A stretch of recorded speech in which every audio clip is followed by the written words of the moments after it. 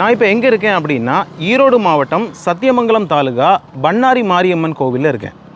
நாம் இன்றைக்கி என்ன பண்ண போகிறோம் அப்படின்னா இங்கிருந்து திம்பம் போக போகிறோம். திம்பம் மலைப்பாதை அப்படின்னு நீங்கள் கேள்விப்பட்டிருப்பீங்க. கடினமான ஹேர்பின் பெண்டெல்லாம் உள்ள ஒரு மலைப்பாதை. நம்ம கார் டிரைவிங் பண்ணும்பொழுது நிறைய பேர் பார்த்திங்க அப்படின்னா எந்த கியரில் போகணும் அப்படிங்கிறது நிறைய பேருக்கு தெரியாது. ஹை கியரில் போயிடுவாங்க. நீங்கள் ஹில்ஸில் ஏறும் பொழுது எந்தெந்த கியரில் இருக்கணும், அதே மாதிரி பிரேக் அதிகமாக யூஸ் பண்ணக்கூடாது. இந்த மாதிரி விஷயங்களெல்லாம் நம்ம இன்றைக்கி நேரடியாக பார்க்க போகிறோம். நம்மகிட்ட பார்த்திங்க அப்படின்னா இந்த இண்டிகோ சிஎஸ் CR4 என்ஜின் உள்ள, அதாவது டீசல் என்ஜின் உள்ள கார் இருக்குது. இது ஒரு 4 சிலிண்டர் என்ஜின், 1400 cc உள்ள ஒரு என்ஜின் உள்ள ஒரு கார், ரைட். இந்த காரில் நான் லைவாக உங்களுக்கு ட்ரைவ் பண்ணி காட்ட போகிறேன்.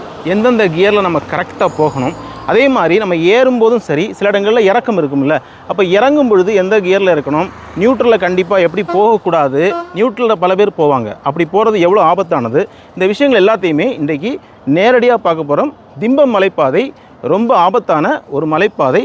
நீங்கள் கவனமாக இந்த வீடியோவை பாருங்கள். இப்போ இந்த ட்ரக்கு பாருங்கள், ரைட் சைடில் ஏறி திரும்புவாங்க.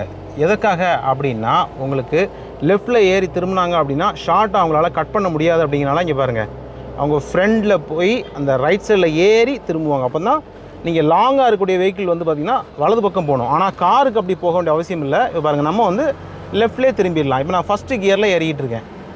ஓகே, அப்போது இந்த ட்ரக்கு ரைட் சைடில் ஏறி திரும்புகிறாங்க அப்படின்னா முன்னாடி வரக்கூடிய வாகனங்கள் முன்னாடியே நிறுத்திடணும்.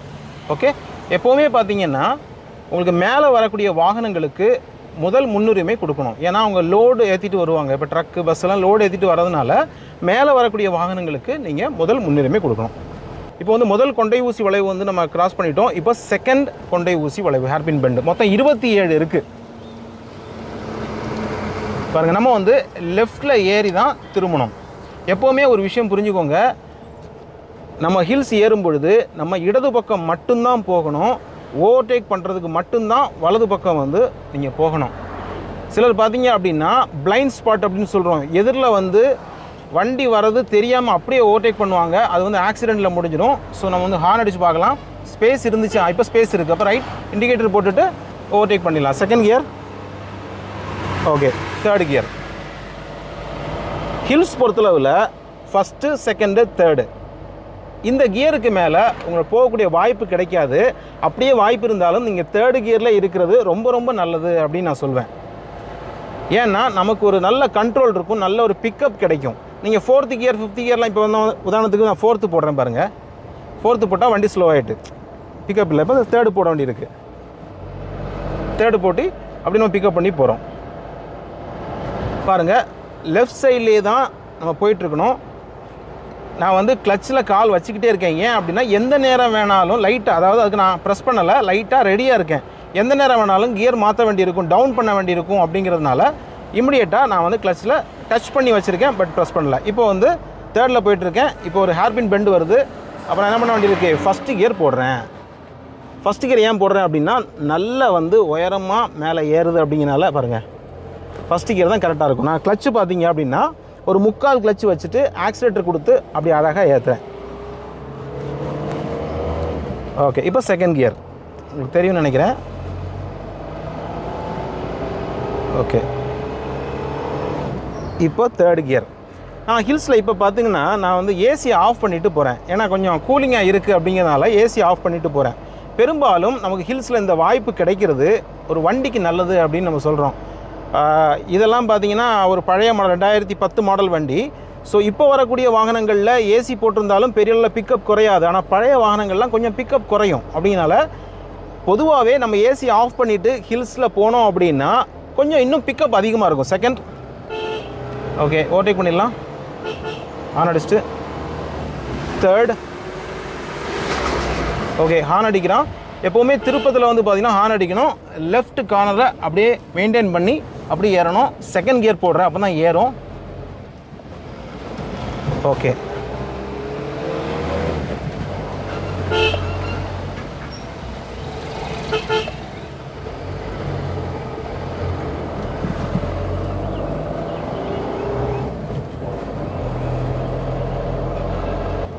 இப்போ பார்த்திங்கன்னா ஒரு நல்ல ஒரு ஏற்றம் இருக்குது. செகண்ட் கியர் போட்டு ஏறுறேன். பத்தலை, ஃபஸ்ட்டு போடுறேன். அது ஏற மாட்டேங்குது. ஸோ ஃபஸ்ட்டு போடுறேன். நீங்கள் வந்து ஸ்ட்ரகிள் ஆகுது அப்படின்னா இம்மிடியேட்டாக நீங்கள் ஃபஸ்ட் கியர் போட்டணும். செகண்ட்,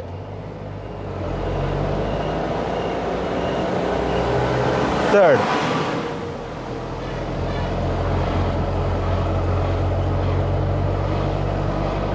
ஸோ நீங்கள் வந்து இது ஒரு திம்பம் ஹில்ஸாக இருக்குது, இல்லை வால்பாறை ஹில்ஸாக இருக்குது, இல்லை கொடைக்கானல் ஹில்ஸாக இருக்குது, ஊட்டி மலைப்பாதைகள் எதுவாக இருந்தாலும் சரி, இதுக்கு இந்த இடத்துல இப்படி தான் போகணுங்கிறது கிடையாது.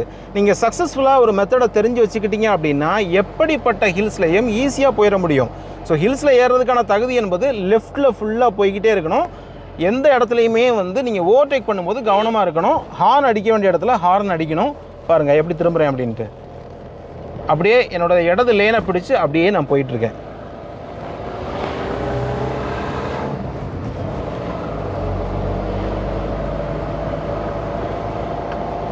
இப்போ நான் தேர்டில் போயிட்டுருக்கேன்.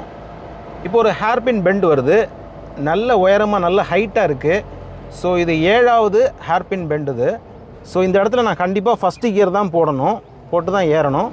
பாருங்கள், நான் லெஃப்ட்லேயே இருக்கணும். பாருங்கள், நல்ல உயரம். ஸோ கவனமாக இருக்கணும். நல்ல உயரமாக ஏறுது. ஓகே, இது ஃபஸ்ட்டு கியரில் மட்டும்தான் ஏற முடியும். Okay, second,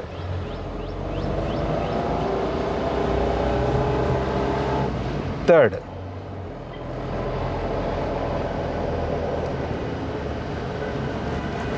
okay. இப்போ வண்டி வந்து போயிட்டுருக்குல்ல, இப்போ இந்த இடத்துல நம்ம ஓவர்டேக் பண்ணணும் அப்படிங்கிறது முயற்சி பண்ணக்கூடாது. காரணம் என்ன அப்படின்னா, இது பிளைண்ட் ஸ்பாட் அப்படின்னு சொல்கிறோம். அதாவது அங்கேருந்து வரக்கூடிய வாகனங்கள் நமக்கு தெரியாது, ஆப்போசிட்டில் வருதாங்கிறது தெரியாது. ரெண்டாவது, இங்கே ஒரு ஹேர்பின் பெண்ட், 8வது ஹேர்பின் பெண்டு வருது. ஸோ லெஃப்ட் லைனை கனெக்ட் பண்ணி நீங்கள் ரைட்டில் ஏறக்கூடாது, லெஃப்ட் லைன் அப்படியே திருப்ப வேண்டி தான். பாருங்கள், அழகாக ஏறும். ஃபஸ்ட்டு கியரில் ஏறிட்டுருக்கு.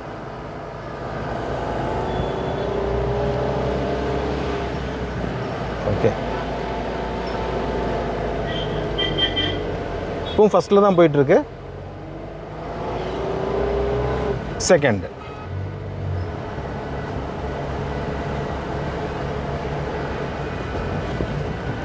இப்போ பார்த்தீங்கன்னா அந்த ட்ரக்கு வந்து உங்களுக்கு வலது பக்கம் ஏறி திரும்புவாங்க. அதுக்கு காரணம் என்ன அப்படின்னா, அவங்க நீளமான வண்டியாக இருக்கிறதுனால லெஃப்ட் கார்னரை வந்து பண்ணி அவங்க ஏற முடியாதுங்கனால ரைட்டில் ஏறி திரும்புவாங்க. பாருங்கள் எப்படி திரும்புகிறாங்க என்ன. பட் நம்ம வந்து நீளம் கம்மியான கார் அப்படிங்கிறனால பாருங்கள், அவங்களால பாருங்கள் திருப்பி வர வேண்டி இருக்கா. ஓகே, 10வது ஹேர்பின் பெண்ட். இப்போ அங்கே வரக்கூடிய ஒரு பஸ் மாதிரி தெரிஞ்சதுன்னா நம்ம இங்கேயே ஸ்டாப் பண்ணிக்கணும். பாருங்கள், இப்படி நிப்பாட்டிக்கிடணும். ஓகே, அவங்க திரும்பி நான் வரத கூட வந்துக்கலாம். ஓகே,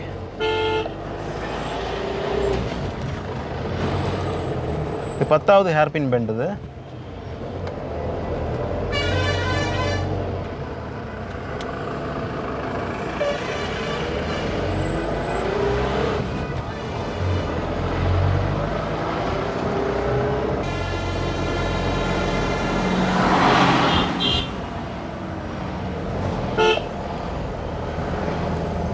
இப்போ நான் வந்து ஃபஸ்ட்டு கியர் போடணும். 11வது ஹேர்பின் பெண்ட். ஃபஸ்ட்டு கியர் போட்டு தான் நான் ஏறுறேன். பாருங்கள் எவ்வளோ ஹைட்டாக ஏறுது பாருங்கள். ஸோ நம்ம வந்து பொறுமையாக ஸ்லோவாக நம்ம திருப்பி ஏறினா ஒரு பெனிஃபிட் என்ன அப்படின்னு பார்த்தீங்கன்னா, நமக்கு வாமிட் ஃபீல் வந்து நிறைய வராது. இப்போ இந்த கார் டிரைவிங் பண்ணுறவங்க வந்து எவ்வளோ குவாலிட்டியாக இருக்கீங்களோ அதை பொறுத்து ஓவர்டேக் பண்ணிடுவோம். Second, third. ஒரு டிரைவிங்கோட குவாலிட்டி நல்லா இருந்துச்சு அப்படின்னா உள்ளே இருக்கிற பேசஞ்சர்ஸ் பார்த்தீங்க அப்படின்னா அவ்வளோ ஈஸியாக வாமிட் பண்ண மாட்டாங்க. நீங்கள் திருப்பங்களில் சடனாக வந்து கட் பண்ணி திரும்பாமல் இருந்தீங்கனாலே போதுமானது. தேவைக்கு வந்து அழகாக திருப்பினீங்க அப்படின்னா யாருக்குமே அந்த வாமிட் ஃபீலிங் வந்து மேக்ஸிமம் வராது. 12th hairpin bend. ஸோ இந்த வாமிட் ஃபீல் வந்து சிலருக்கு காரில் ஏறினாலே லைட்டாக திரும்பினாலே வாமிட் வந்துடும், அவங்கள நம்ம விட்டுருவோம். வாமிட் வராதவங்களுக்கெல்லாம் வாமிட் வருது அப்படின்னா டிரைவிங் குவாலிட்டி சரியில்லை அப்படின்னு அர்த்தம். என்ன அர்த்தம் அப்படின்னா, திருப்பத்தில் ஸ்பீடாக ஏறுறது. இப்போ பாருங்கள், இப்போ 13வது ஹேர்பின் பெண்ட். நான் வந்து இந்த இடத்துல செகண்ட் கியரை போட்டு ஸ்பீடாக அப்படியே ஃபாஸ்ட் அப்படி சடனாக வந்து திருப்பும்போது உள்ளே இருக்கிறவங்களுக்கு பாருங்க இப்படி ஸ்பீடாக திரும்ப என்ன ஆகும், உள்ளே இருக்கிறவங்களும் இப்படி தலை வந்து அப்படி ஒரு மாதிரி லேக் ஆகும்போது ஒரு மாதிரி கண்ணெல்லாம் ஒரு மாதிரி பிரட்டிக்கிட்டு வருமா, அந்த டைமில் வாமிட் வந்துடும். ஸோ சடனாக அப்படி கட் பண்ணி ஸ்டைலாக ஓட்டுறேன், நான் உள்ளே இருக்கிறவங்கள்ட்ட வந்து நான் என்னோடய டிரைவிங் திறமையை வந்து நான் காட்டுறேன் அப்படின்னு நினச்சிங்க அப்படின்னா அதை யாரும் ரசிக்கக்கூடிய அளவில் இருக்காது. ஹில்ஸுக்கு எதுக்கு வரோம் அப்படின்னா நல்லா ரசிக்கிறதுக்கு தான் வரோம். அப்போ அந்த இடத்துல நீங்கள் ரொம்ப ஸ்பீடாக போகாமல் ஓரளவுக்கு நார்மலான ஸ்பீடில் போகும்பொழுது இயற்கையை ரசிக்க முடியும். ப்ளஸ் அந்த டிரைவிங் ரொம்ப ப்ளஷராக இருக்கும். அதே மாதிரி வாமிட் வந்து வராது அப்படிங்கிறது பொதுவாக என்னுடைய அனுபவத்தில் உள்ள என்னுடைய கருத்து. இந்த ட்ரக்கெல்லாம் பாருங்கள் லாங்கில் போய் திரும்புவாங்க. ஓகே, நம்ம வந்து ஷார்ட்டாக திரும்பிடலாம்.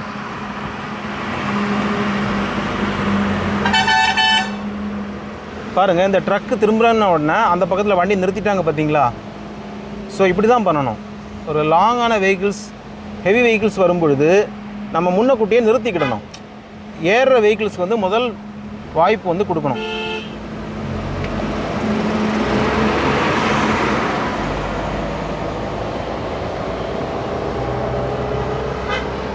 ஓகே, தேர்டு கியர், 16வது கொண்டை ஊசி வளைவு, செகண்ட் கியர் போட்டேன். ஓகே ஓகே, நம்ம வந்து ரைட் சைடில் போய் போனோம். நீங்கள் எப்போவுமே ஒரு விஷயம் புரிஞ்சுக்கோங்க, பஸ்ஸாக இருந்தாலும் சரி ட்ரக்காக இருந்தாலும் சரி என்ன பண்ணுவாங்கன்னா ஹார்ன் வந்து லாங் அடிச்சுக்கிட்டே வராங்கன்னா நீங்கள் என்ன புரிஞ்சுக்கிடணும், ஓகே அவங்க வந்து மேலேருந்து இறங்கிட்டு இருக்காங்க, அந்த ஹேர்பின் பெண்டில் இறங்க போகிறாங்க. ஸோ நாம் வந்து வண்டியை ஸ்லோ பண்ணி நிறுத்திடணும் அப்படிங்கிறது தான் அதற்கான குறியீடு. ஸோ நீங்கள் முன்னாடி போய் நின்றுட்டீங்க அப்படின்னா உங்களுக்கு கஷ்டமாக போயிடும். ஸோ ஒரு ஹேர்பின் பெண்டில் வந்து மேலேருந்து ஒரு பஸ் இறங்குது அப்படின்னா நீங்கள் முன்னக்கூட்டியே நிறுத்திக்கிடணும். நிறுத்திட்டு ஒருவேளை நீங்கள் போயிட்டீங்க அப்படின்னா என்ன செய்யணும் அப்படின்னா அந்த பஸ் வந்து என்ன பண்ணிடும், அவங்க லைனில் ரைட்டில் ஏறி இருப்பாங்க, நம்ம வந்து லெஃப்ட்டில் போயிட்டுருப்போம். அப்போ ரெண்டும் ஒரே இடத்துல வந்து முட்டிடக்கூடாதுங்கிறதுக்காக நீங்கள் என்ன பண்ணணும், உங்கள் லேனை மாற்றி ரைட் லைனில் ஏறி கட் பண்ணி போகணும். வாவ்,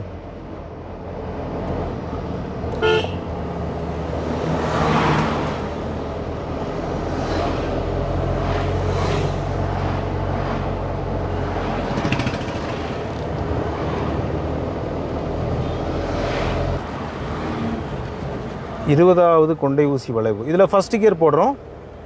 ஃபஸ்ட்டு கியர் போட்டு தான் ஏற்றணும். நீங்கள் கேட்கலாம், ஏங்க செகண்ட் கியர்லேயே ஏறும் இல்லை அப்படின்னா, செகண்ட் கியரில் ஏறும், எல்லா இடங்களையும் அப்படி ஏற்ற முடியாது. ஹைட் வந்து அதிகமாக இருந்துச்சு அப்படின்னா செகண்ட் கியரில் ஏறாது.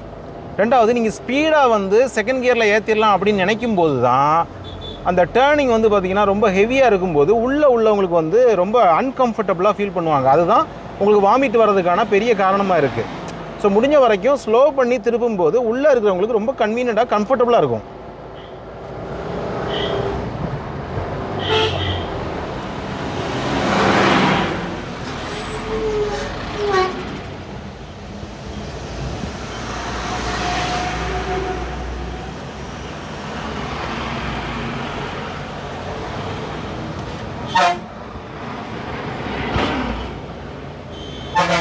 இப்போ இந்த இடத்துல ஏன் வந்து இந்த கார்கள்லாம் நிற்கிது அப்படின்னு பார்த்தீங்கன்னா, நீங்கள் கண்டினியூஸாக ட்ரக்கெலாம் வந்ததை பார்த்தீங்க.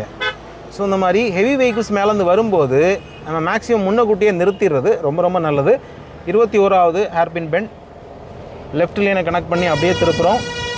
ஓகே, இப்போ அடிக்கிறாங்க பாருங்கள், ஹார்ன் அடிக்கிறாங்களா? இதுக்கு என்ன மீனிங் அப்படின்னா ஆப்போசிட்டில் வரவங்கள ஸ்லோ பண்ணுறதுக்கு சொல்கிறாங்க.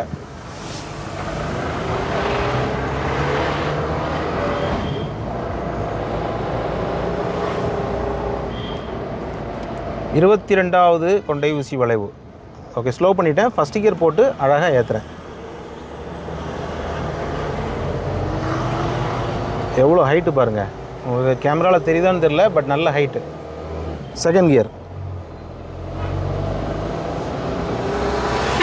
Third gear. நீங்கள் ரொம்ப சேஃபான டிரைவிங் அப்படிங்கிறது வந்து பார்த்திங்கன்னா ஃபஸ்ட்டு, செகண்டு, தேர்டு தான். என்னை பொறுத்தளவில் நான் வந்து தேர்டுக்கு மேலே எப்போதுமே வந்து கியரை போடுறதே கிடையாது. நான் தேர்டில் வரைக்கும் போகும்போது நமக்கு என்ஜின் பிரேக்கிங் அப்படின்னு ஒன்று இருக்கு இல்லையா? ஸோ நம்ம வந்து ஆக்சிடென்ட் காலை எடுத்த உடனே அதுவே ஸ்லோ ஆகிடும். அப்போ பிரேக் பண்ணும்போது எளிமையாக இருக்கும். அதே மாதிரி பிக்கப் பண்ணுறதுக்கும் கரெக்டாக இருக்கும். லோ கியரில் இருக்கும்போது ஈஸியாக பிக்கப் பண்ணி போக முடியும். 23வது கொண்டை ஊசி வளைவு.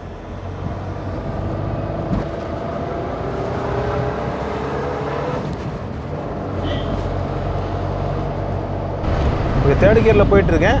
26வது கொண்டை ஊசி வளைவு. ஓகே, ஃபஸ்ட்டு போட போகிறேன். ஓகே, ஃபஸ்ட்டு போட்டேன்.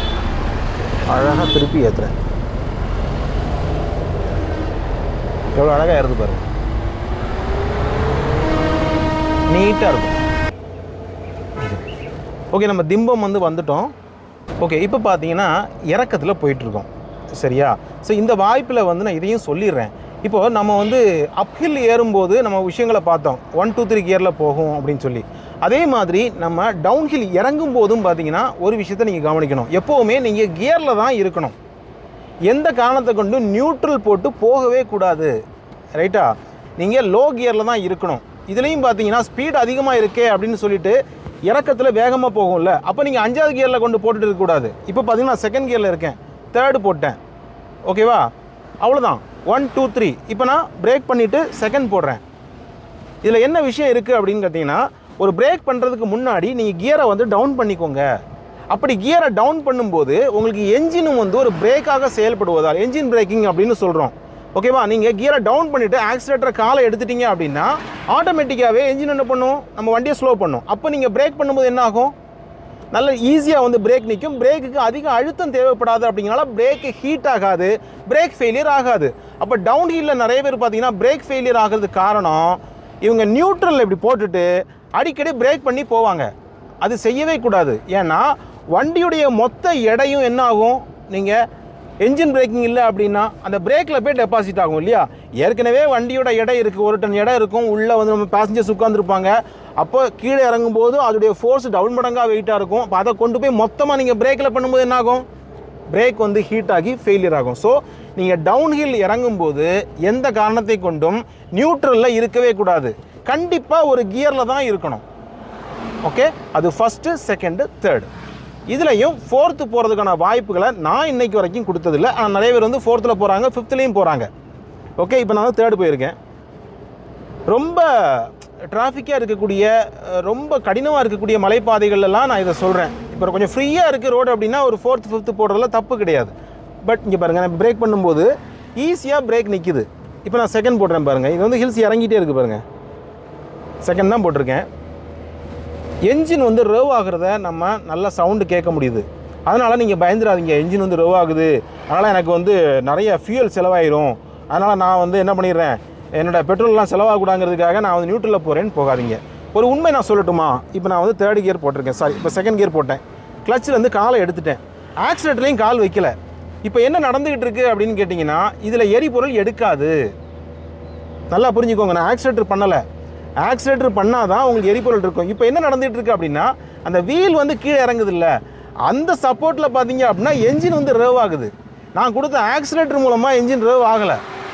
அதனால் நீங்கள் ஒரு தப்பான கணக்கு போடாதீங்க. என்ஜின் கீழே இறங்கிட்டு இருக்கும்போது நிறைய ஃபியூல் செலவாயிடும் அப்படிங்கிற மாதிரி ஒரு தவறான கணக்கு போட்டு நீங்கள் நியூட்ரலில் தயவுசெய்து போகாதீங்க. அப்படியே நீங்கள் போகிறதா இருந்தாலும் நீங்கள் ஃபியூல் போகுதுன்னு இந்த மாதிரி நியூட்ரல் எடுக்கிறது ஒரு லைஃப் ரிஸ்க்குன்னு சொல்லுவேன், நம்ம உயிருக்கே ஆபத்தானது. 3rd gear.